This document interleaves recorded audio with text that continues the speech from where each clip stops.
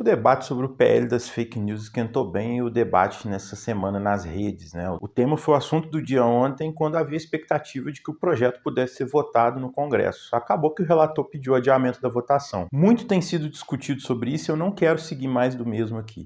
Eu estou percebendo que algumas coisas têm ficado de fora da discussão e isso está me preocupando, porque são coisas importantes. Se a intenção dessa discussão é tratar os sérios problemas da desinformação, das notícias falsas e do discurso de ódio na internet, tem coisa importante ficando de fora. Por isso, sem querer esgotar o tema, eu quero trazer pontos rápidos aqui para o debate, para reflexão. Eu não vou analisar ponto a ponto do texto, para isso eu vou indicar aqui uma série de materiais para ajudar vocês a entenderem o texto, entenderem o debate. Eu vou trazer também alguns vídeos que o meu amigo Tamir Felipe está fazendo sobre o tema, que ele está debatendo ele exaustivamente, e eu vou deixar o link aqui para vocês. Vale conferir e tirar a própria conclusão para longe do debate raso que tomou conta das redes nessa semana. Antes eu vou só fazer um breve comentário e um resumo sobre o projeto, né? Ele foi proposto em 2020 pelo senador Alessandro Vieira, na época no Cidadania, hoje no PSDB. Ele foi intitulado como a Lei Brasileira de Liberdade, Responsabilidade e Transparência na Internet e tenta criar mecanismos de regulação da atuação das grandes empresas de internet, assim como regular a atuação do poder público na internet. Esse projeto foi criado em um momento que o Brasil estava envolvido na pandemia, uma onda em massa de desinformação estava presente nas redes, especialmente envolvendo o confinamento das pessoas e os impactos das medidas sanitárias contra a Covid. Posteriormente, essa desinformação também alcançou a questão das vacinas que começavam a ser desenvolvidas naquela época. Isso tudo fez com que a necessidade de responsabilizar as empresas de internet por propagação de desinformação fosse urgente. Inclusive,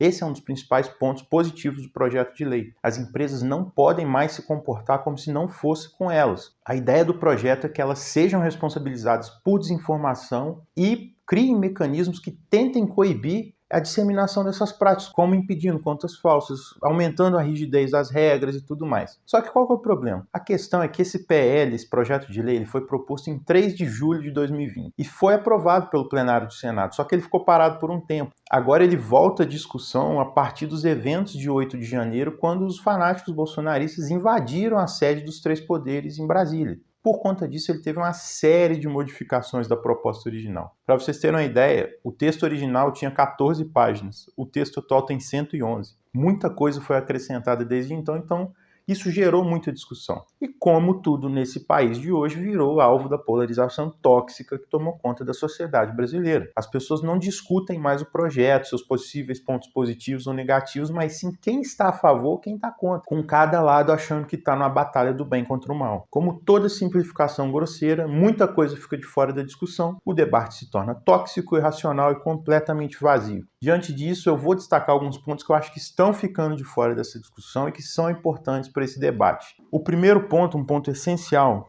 que está ficando de fora dessa discussão, que diz respeito à neutralidade das redes. Isso foi muito debatido na época do Marco Civil da Internet, mas está completamente fora dessa discussão agora. E o que é isso? A neutralidade da rede é a obrigação que os servidores de internet têm em tratar o conteúdo consumido pelo usuário como igual nos seus planos de internet. Ou seja, o provedor ele não pode discriminar qual conteúdo você usa, delimitando o conteúdo de acordo com a qualidade do conteúdo que você usa. Como funciona hoje? Você paga por um serviço de internet e ele te oferta uma determinada velocidade. Nessa velocidade você acessa o que quiser com ela sem qualquer diferenciação por parte do provedor. Sem a neutralidade da internet funcionaria assim. Os serviços de internet poderiam te vender pacotes que você pagaria mais barato, por exemplo, mas só poderia acessar determinados conteúdos.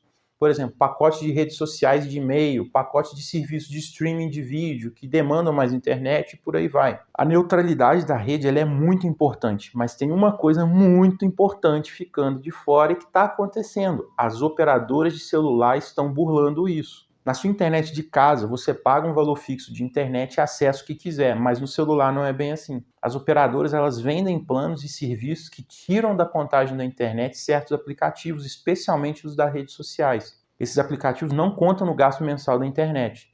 Dessa forma, se você consome o seu pacote de dados mensal, e é bom lembrar que os planos mais baratos têm um pacote de dados mais simples, você tem internet cortada. Daí, Olha que curioso, você recebe um vídeo com informações falsas no WhatsApp ou recebe uma mensagem com informação falsa, com áudios falsos, mas se você precisar sair do WhatsApp para checar isso ou para verificar se é verdadeiro, você não pode porque o seu pacote de dados acabou e você está sem internet. O segundo ponto é a falta de acesso das pessoas aos grandes meios de imprensa ou aos meios de imprensa independentes. Isso já deve ter acontecido contigo várias vezes. Alguém te manda um link com a notícia, você clica no link e o conteúdo da notícia é restrito para assinante e você não consegue ler. Esse é o famoso paywall, um muro virtual que te impede de ter acesso a conteúdos jornalísticos em determinados portais, especialmente os grandes. A imprensa, com o crescimento da internet, ela se viu em um dilema. O que fazer para lucrar com conteúdo se as pessoas não estão comprando mais jornais? Geralmente, a maioria decidiu restringir o acesso aos seus conteúdos, liberando acesso só com uma assinatura mensal. E aí tem um ponto. Você percebe como isso favorece a desinformação? Por exemplo, quando abre aquela notícia duvidosa, de fonte duvidosa, de um Terça Livre, de um Terra Brasil Notícias, ou de um Brasil 247, Diário do Centro do Mundo, você abre e lê sem pagar nada. Mas quando você precisa abrir a notícia de uma Folha, de um Globo ou de um Estadão, muitas vezes a notícia em que essa desinformação se baseou, você não consegue, porque é pago. E aí você tem que ter uma assinatura para ler isso. E isso, inclusive, acontece com portais menores, com boa qualidade jornalística e que também bloqueiam acesso às pessoas que não são assinantes. E aí, olha que coisa curiosa. A desinformação, a informação enganosa é de graça, mas o conteúdo jornalístico feito com mais trabalho ele é pago. Sem criar mecanismos para regular isso, ampliando o acesso das pessoas às notícias divulgadas nas redes,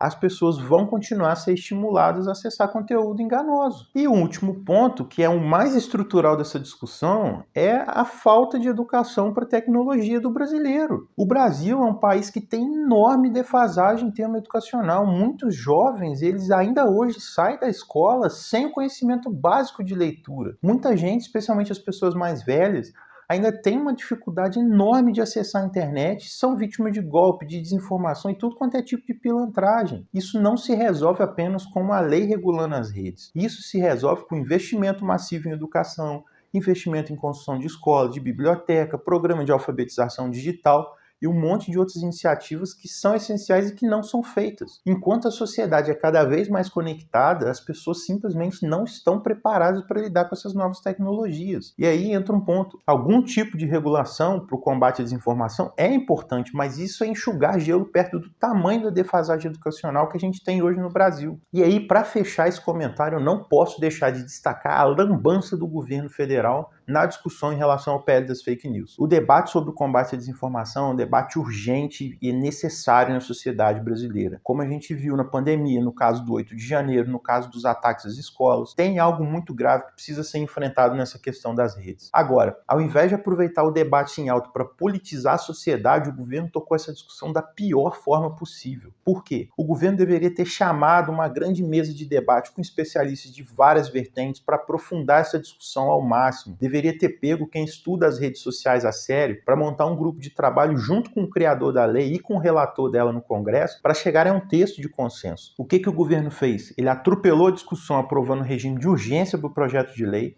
acatou um monte de artigo que é fruto de lobby de vários setores, especialmente da grande imprensa, e que não tem nada a ver com o combate a fake news, e botou um monte de influenciador que só é ouvido pela militância de esquerda para rebaixar o debate da forma mais rasa possível. Qual que foi o resultado? O PL da fake news, que deveria ser objeto de consenso entre o governo e a direita liberal não bolsonarista, virou palanque para a polarização tóxica que tomou conta do Brasil. De um lado, defensores rebaixando o debate, achando que o projeto é a salvação do Brasil e que todo crítico é idiota ou manipulado, e de outro, críticos reduzindo o projeto a uma tentativa de censura nas redes da forma mais rasa possível. O debate político no Brasil virou uma guerra tribal. O seu lado está certo em tudo e o lado contrário é do mal e está errado em tudo e está querendo destruir o Brasil. E não importa se você é de esquerda ou de direita, está todo mundo nessa lógica. Os militantes radicalizados eles não enxergam um palmo na frente deles em relação ao que eles defendem. Se uma hora a liderança defende algo, eles defendem. Se em outro momento essa liderança muda de ideia, dá um cavalo de pau e passa a defender o completo oposto, essa pessoa vai junto e não questiona. E aí, meu amigo, essa galera não entende a desmoralização da política no Brasil atual. Tá certo ou errado não é mais uma questão de ter argumento correto e verdadeiro sobre determinado assunto, mas estar do lado certo, ou seja, do seu lado da discussão. Até onde o Brasil vai aguentar isso? E é isso, pessoal. Eu espero que vocês tenham gostado. Já deixem seu like, se inscrevam e deixem um sininho ativado. Eu vou deixar aqui o material que eu consultei sobre o tema e um material extra para vocês se inteirarem sobre o assunto. E vou deixar também as minhas redes. E aí eu faço um apelo. Por favor, não se posicionem sobre as coisas de forma automática, de forma irracional. Estudem o assunto, leiam o assunto, vejam o tema de várias perspectivas diferentes e formem as suas próprias opiniões. Só assim vocês vão ser capazes de tomar suas próprias decisões sem ser massa de manobra de ninguém. Um grande abraço a todos e até mais.